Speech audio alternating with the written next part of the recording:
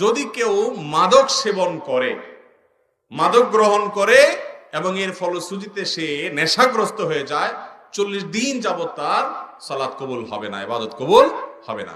তো ধূমপানটা তো এটা তো এর ফলে এক নম্বর কথা হলো মানুষ আসক্ত হয় না, মাতলামি করে না, মাতলামি আসে না। দ্বিতীয় কথা হলো যে ধূমপান এমনিতে নাজায়েজ এবং গুনাহের কথা, সেটা নিয়ে কোনো সন্দেহ নাই। কিন্তু এটা এরকম না যে এটাকে মাদকের মধ্যে ফেলা যায় এবং এর কারণে আসকারা হাদিসে আসছে শুধুমাত্র শারিবাল খামার না, মানে শারিবাল খামার বা আসকারা, পদ পান করলো এবং নেশাগ্রস্ত হয়ে গেল, তার 40 দিন ইবাদত কবুল হবে না। অতএব ধূমপানকারীর জন্য এটা প্রযোজ্য না, কিন্তু এর মানে এই না যে ধূমপান করা জায়েজ কাজ বা গুনাহ হবে না। এটাও অবশ্যই না জায়েজ এবং গুনাহের কথা, নোংরা একটা জিনিস এই ধূমপান, বিষপান।